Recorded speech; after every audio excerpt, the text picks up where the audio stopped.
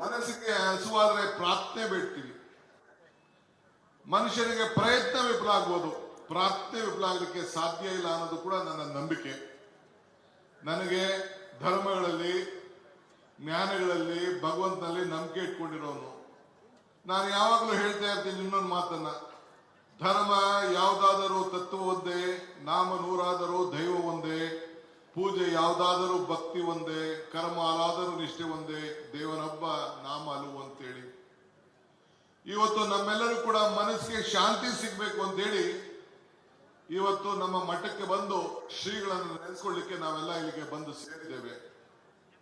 ಶ್ರೀಗಳು ಹಾಕೊಟ್ಟಂತ ದಾರಿ, ಅವರ ಆಚಾರ ವಿಚಾರಗಳ, ಅವರು ಈ ಜಗತ್ತಿನಲ್ಲಿ ಇದ್ದಾಗ ನುಡಿದಂತ ನುಡಿಮುತ್ತುಗಳು, ಇವೆಲ್ಲ ಕೂಡ ನಮ್ಮ ಬದುಕಿಗೆ ಒಂದು ದೊಡ್ಡ ಶಕ್ತಿಯನ್ನ ತುಂಬಿ ಕೊಡುಗೆಯನ್ನು ಕೊಟ್ಟು ಹೋಗಿದ್ದಾರೆ. ನನಗೆ ನೆನಪಿದೆ, ಕೃಷ್ಣ ಅವರ ಸಂಪುಟದಲ್ಲಿ ನಾನು ಸಚಿವನಾಗಿದ್ದೆ. ಒಂದಿನ ಮಠಕ್ಕೆ ಬಂದಿದ್ದು, ಮಠಕ್ಕೆ ಬಂದು ಇಲ್ಲಿ ನಡೀತಾ ಇರುವಂತ ಅನ್ನದಾಸೋಹ ಬಗ್ಗೆ ವ್ಯಾಖ್ಯಾನ ನಡೀತು, ಚರ್ಚೆ ನಡೀತು. ಇಲ್ಲಿಂದ ವಾಪಸ್ ಹೋಗ್ಬೇಕಾದ್ರೆ ಕೃಷ್ಣರವರು ತೀರ್ಮಾನ ಮಾಡಿದ್ರು, ನಾನು ಕೂಡ ನನ್ನ ಸರ್ಕಾರದಿಂದ ಇವತ್ತು ಏನು ಸಿದ್ಧಗಂಗಾ ಮಠ ಅನ್ನದಾಸೋಹ ಮಾಡ್ತಾ ಇದ್ದಾರೆ, ಅದು ಒಂದು ಸರ್ಕಾರದ ಕಾರ್ಯಕ್ರಮವಾಗಿ ಪರಿವರ್ತನೆ ಆಗಬೇಕು ಅಂತೇಳಿ ಅನ್ನದಾಸೋಹ ಕಾರ್ಯಕ್ರಮವನ್ನು ಇಡೀ ರಾಜ್ಯಕ್ಕೆ ಮಕ್ಕಳಿಗೆ ಬಿಸಿ ಊಟ ಕೊಡುವಂತ ಒಂದು ಕಾರ್ಯಕ್ರಮವನ್ನ ಈ ಒಂದು ಮಠನೇ ಪ್ರೇರಣೆ ಅಂತ ಹೇಳಲಿಕ್ಕೆ ನನಗೆ ಬಹಳ ಸಂತೋಷ ಆಗ್ತದೆ. ಇದು ಇವತ್ತು ನಾವೆಲ್ಲ ಇಲ್ಲಿಗೆ ಸೇರಿದ್ದೇವೆ. ಇವತ್ತು ನಮ್ಮೆಲ್ಲರ ನೆನಪು. Today I am very happy. I have one request to Raja Singh ji. ನಂದು ಒಂದು ದೊಡ್ಡ ಬೇಡಿಕೆ ಇದೆ. ನನ್ನ ಬೇಡಿಕೆ ಅಲ್ಲ ಇದು, ನಿಮ್ಮ ಬೇಡಿಕೆ, ರಾಜ್ಯದ ಬೇಡಿಕೆ. We all had requested the Honorable, the Prime Minister and the Government of India to give Bharat Ratna to Shri Shivakumar Swamiji. This is a great one request on behalf of Government of Karnataka and all the people of the state, because ನೂರಾರು ಜನ, ಲಕ್ಷಾಂತರ ಜನ ರತ್ನಗಳನ್ನ, ಮುತ್ತುಗಳನ್ನ ಈ ಮಠದಿಂದ ತಯಾರು ಮಾಡಿ ಅಕ್ಷರ, ಅನ್ನ, ಜ್ಞಾನ, ಸಂಸ್ಕಾರ, ಧರ್ಮ ಇವೆಲ್ಲ ಕೂಡ ಬೋಧನೆಯನ್ನು ಮಾಡಿ ಕೊಟ್ಟು ಮನುಷ್ಯವನ್ನ ರೂಪವನ್ನ ಮಾಡಿದಂತ ಒಂದು ಪವಿತ್ರವಾದಂತ ಸ್ಥಳ. ಕಲ್ಲು ಬಂಡೆ ಅಕ್ಕಪಕ್ಕ ಎಲ್ಲ ಇದೆ, ಅದು ಪ್ರಕೃತಿ. ಅದನ್ನ ಕಡೆದರೆ ಆಕೃತಿ, ಪೂಜಿಸಿದರೆ ಸಂಸ್ಕೃತಿ. ಹಂಗೆ ಪೂಜೆಯನ್ನ ಮಾಡಲಿಕ್ಕೆ ನೂರಾರು ಜನ, ಸಾವಿರಾರು ಜನ, ಲಕ್ಷಾಂತರ ಮಂದಿಗಳನ್ನ ತಯಾರು ಮಾಡಿದಂತ ಇದೊಂದು ಪವಿತ್ರವಾದಂತ ಕ್ಷೇತ್ರ. ನಾವು ತಿನ್ನುವ ಅನ್ನ, ಬೇಯಿಸುವ ನೀರು ನಮ್ಮ ದುಡಿಮೆಯ ಬೆವರಾಗಬೇಕೇ ಹೊರತು ಬೇರೆಯವರ ಕಣ್ಣೀರು ಆಗಬಾರ್ದು ಅಂತೇಳಿ ಶಿವಕುಮಾರ ಸ್ವಾಮಿಗಳು ನುಡಿದಂತ ಮಾತು ನನಗೆ ನೆನಪು ಬರ್ತದೆ. ನಾನು ಕೂಡ ಅನೇಕ ಭಾಷೆಗಳನ್ನ ಕೇಳಿದ್ದೇನೆ. ಒಂದೊಂದು ಮಾತಲ್ಲೂ ಕೂಡ ಬಹಳ ಅರ್ಥಗರ್ಭಿತವಾದಂತ ಮಾತು. ಬಸವಣ್ಣವರ ಅನುಯಾಯಿಯಾಗಿ ಎಲ್ಲ ಧರ್ಮಗಳು ಕೂಡ ಜಾತಿ ಧರ್ಮ ಭೇದ ಅಲ್ಲದೆ ಎಲ್ಲರೂ ಕೂಡ ಒಟ್ಟು ತೆಗೆದುಕೊಂಡೋಗಿ ಎಲ್ಲರೂ ಕೂಡ ಅವಕಾಶವನ್ನು ಕೊಟ್ಟು ಈ ಒಂದು ಭಕ್ತಿ ಸಾಗರನ್ನ ಜನರಲ್ಲಿ ಧಾರ್ಮಿಕವಾಗಿ, ಈ ಒಂದು ಪವಿತ್ರವಾಗಿ ಎಲ್ಲರೂ ಕೂಡ ಒಟ್ಟಿಗೆ ತೆಗೆದುಕೊಂಡೋಗಿ ಈ ವಿದ್ಯಾ ಕ್ಷೇತ್ರದಲ್ಲಿ ಎಲ್ಲ ರಂಗದಲ್ಲೂ ಕೂಡ ಅಭಿವೃದ್ಧಿಯನ್ನ ಮಾಡೋದಕ್ಕೆ ಇವತ್ತು ನಾವೆಲ್ಲ ಅವ್ರನ್ನ ಸ್ಮರಿಸ್ಕೊಳ್ತಾ ಇದ್ದೇವೆ.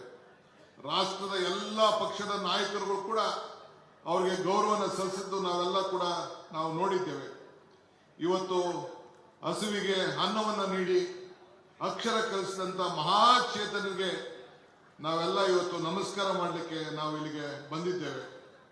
ಇವತ್ತು ಈ ಸಂದರ್ಭದಲ್ಲಿ ತಮ್ಗೆ ಹೇಳೋದಿಷ್ಟೇ, ಕೊಟ್ಟ ಬದುಕು ಬೇರೆ ಕಡೆ, ಯಾವುದೇ ಕೂಡ ನಮ್ಮ ಬದುಕನ್ನ ನಾವೇ ಸೃಷ್ಟಿ ಮಾಡಿಕೊಳ್ಳಿಕ್ಕೆ ನಮ್ಗೆ ಇವತ್ತು ಏನು ಮಾರ್ಗದರ್ಶನವನ್ನು ಕೊಟ್ಟರು ಅದನ್ನು ನಾವು ಯಾರು ಕೂಡ ಮರಲಿಕ್ಕೆ ಸಾಧ್ಯ ಇಲ್ಲ. ಈ ವೇದಿಕೆ ಇವತ್ತು ಶಿವಕುಮಾರ ಸ್ವಾಮಿಗಳು ಅವರು ನಡೆದಂತ ದಾರಿ ಇವತ್ತು ಹೇಳೋದಾದ್ರೆ, ನನ್ನ ಶಾಲಾ ಜೀವನದಲ್ಲಿ ನನಗೆ ನಮ್ಮ ಉಪಾಧ್ಯಾಯರು ಒಂದು ಮಾತನ್ನು ನನಗೆ ಹೇಳಿದ್ರು. ಏನಂತಂದ್ರೆ, ಅಲೆಕ್ಸಾಂಡರ್ ಗ್ರೇಟ್ ಭಾರತ ವಶಪಡಿಸ್ಕೊಳ್ಬೇಕು ಅಂತ ಹೇಳಿ ಹೊರಡ್ತಾನಂತೆ. ಆಗ ಪ್ರಪಂಚದ ಮೂರು ಭಾಗದಲ್ಲಿ 2 ಭಾಗನ ಆತ ವಶಪಡಿಸ್ಕೊಂಡಿರ್ತಾನಂತೆ.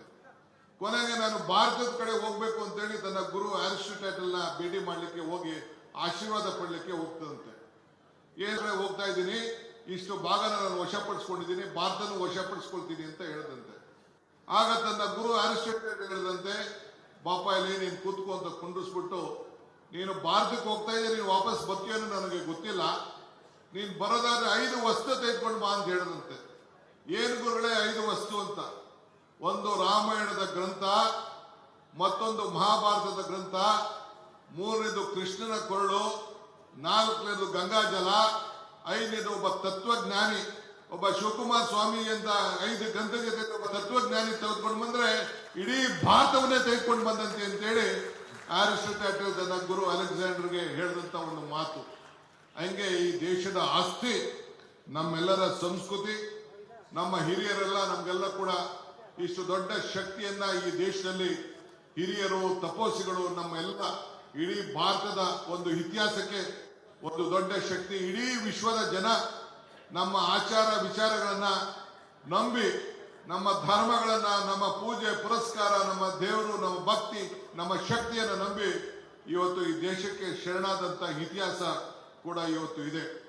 ಸೊ ಅಂಗಳಕ್ಕೆ ಆಚಾರವೇ ಆಶ್ರಯ, ಆಚಾರಕ್ಕೆ ಪ್ರಾಣವೇ ಆಶ್ರಯ, ಪ್ರಾಣಕ್ಕೆ ಜ್ಞಾನವೇ ಆಶ್ರಯ, ಜ್ಞಾನಕ್ಕೆ ಲಿಂಗವೇ ಆಶ್ರಯ, ಲಿಂಗಕ್ಕೆ ಜಂಗಮವೇ ಆಶ್ರಯ ಅಂತ ಹೇಳಿ ಇವತ್ತು ಗುರು ಹಿರಿಯರು ನಮಗೆಲ್ಲ ಇವತ್ತು ಹೇಳ್ಕೊಟ್ಟಿದ್ದಾರೆ. ಈ 5 ಆಚಾರ ವಿಚಾರಗಳು ನಮ್ಮ ಸಿದ್ಧಗಂಗಾ ಶ್ರೀಗಳು ಹಾಗೂ ಅವರ ಮಠದಲ್ಲಿ ನಮ್ಮೆಲ್ಲರೂ ಕೂಡ ಮಾರ್ಗದರ್ಶನವನ್ನ ಶಿವಕುಮಾರ್ ಶ್ರೀಗಳು ಆಶ್ರಯವಾಗಿ ಬಿಟ್ಟು ಹೋಗಿದ್ದಾರೆ ಅನ್ನೋದಕ್ಕೆ ಯಾವ ತರದ ಸಂಶಯ ಕೂಡ ಬೇಡ. ಧರ್ಮ ಎಂದರೆ ಮನುಷ್ಯತ್ವ, ಮನುಷ್ಯತ್ವವನ್ನು ರೂಪಿಸಿದಂತ ಇವತ್ತು ಪವಿತ್ರವಾದಂತ ಕೆಲಸಕ್ಕೆ ನಾವು ಮಾಡಿದ್ದೇವೆ. ನಾನು ಮಾತಾಡ್ಕೊಂಡ್ರೆ ನಾನು ಗಂಟೆ ಮಾತಾಡಬೇಕಾಗ್ತದೆ. ಮೊದಲೇ ನಮ್ಮ ಸೋಮಣ್ಣವರು ಟೈಮ್ ಬಗ್ಗೆ ಮಾತಾಡ್ತಿದ್ರು, ನಮ್ಮ ಕೇಂದ್ರ ಸಚಿವರು ಹೊರಗಡೆ ಹೋಗ್ಬೇಕಾಗ್ತದೆ ಅಂತೇಳಿ, ಅದಕ್ಕೆ ನಾನು ಹೆಚ್ಚಿಗೆ ಮಾತಾಡಕ್ ಹೋಗುದಿಲ್ಲ. ಇವತ್ತು ಮಹಾನ್ ಚೇತನ, ಮಹಾನ್ ವಾದಿ ಇವತ್ತು ಶಿವಕುಮಾರ್ ಸ್ವಾಮೀಜಿಗಳವರ ಆಚಾರ ವಿಚಾರಗಳನ್ನು ನಾವೆಲ್ಲ ಮುಂದಿಟ್ಕೊಂಡು ಹೋಗೋಣ. ಅದಕ್ಕೆ ಸರ್ವಜ್ಞ ಒಂದ್ ಕಡೆ ಒಂದು ಮಾತಿರ್ತಾರೆ, ಯೋಗಿಗಳಿಗೆ ಕುಲವಿಲ್ಲ, ಆಶಕ್ಕೆ ತೊಲೆಕಂಬವಿಲ್ಲ, ಸ್ವರ್ಗಕ್ಕೆ ಮೇಲು ಕೇಳು ಇಲ್ಲ. ಹಂಗೆ ಈ ಮಠದಲ್ಲಿ ಬಡವ ಸಾಹುಕಾರ ಜಾತಿ ಧರ್ಮ ಇಲ್ಲದೆ ಎಲ್ಲನೂ ಕೂಡ ಮೂರ್ತಿ ಮಾಡಲಿಕ್ಕೆ ಒಂದು ಪ್ರಯತ್ನವನ್ನು ಮಾಡಿ ಒಂದು ದೊಡ್ಡ ಹೆಸರಿದೆ. ಅದ್ರ ಹೆಸರಿನಲ್ಲಿ ನಾವು ನೀವೆಲ್ಲ ಸೇರಿ ಇದೊಂದು ಉಳಿಸ್ಕೊಂಡು ಈ ಸಂದರ್ಭದಲ್ಲಿ ಹೋಗೋಣ ಅಂತ ಹೇಳಿ, ಇಂಥ ಒಂದು ಪವಿತ್ರವಾದಂತಹ ಸಂದರ್ಭದಲ್ಲಿ ನಾನು ನಿಮ್ಮನ್ನೆಲ್ಲ ಭೇಟಿ ಮಾಡಿ ಶ್ರೀಗಳ ಆಶೀರ್ವಾದ ಪಡೆದು ತಮ್ಮನ್ನೆಲ್ಲ ಉದ್ದೇಶಿಸಿ ಮಾಡಿ ಈ ಒಂದು ಪವಿತ್ರವಾದ ಸಮಾರಂಭದ ಅಧ್ಯಕ್ಷತೆ ವಹಿಸುವಂತ ಭಾಗ್ಯ ನನಗೆ ದೊರಕುತ್ತಲ್ಲ. ಅದಕ್ಕೆ ಶ್ರೀಗಳ ಪಾದಗಳಿಗೆ ಮತ್ತೊಮ್ಮೆ ನನ್ನ ಸಾಷ್ಟಾಂಗ ನಮಸ್ಕಾರಗಳ ಅರ್ಪಿಸಿ, ಬೇರೆ ದಿನ ಬಂದು ಶಿವಕುಮಾರ್ ನಮ್ಮ ಸಿದ್ಧಗಂಗಾ ಶ್ರೀಗಳು ಮತ್ತು ನಮ್ಮ ದೇಶಿಕೇಂದ್ರ ಶ್ರೀಗಳು ಬೇರೆ ಸಂದರ್ಭದಲ್ಲಿ ಸಿಗ್ತಾರೆ. ಆಗ ಅನೇಕ ವಿಚಾರಗಳನ್ನು ನಿಮ್ಮ ಹತ್ರ ಎಲ್ಲ ಹಂಚಿಕೊಳ್ಳಿಕ್ಕೆ ನಾನು ಪ್ರಯತ್ನವನ್ನು ಮಾಡ್ತೇನೆ ಅಂತ ಹೇಳಿ ನನ್ನ ಮಾತನ್ನು ಮುಗಿಸ್ತೇನೆ.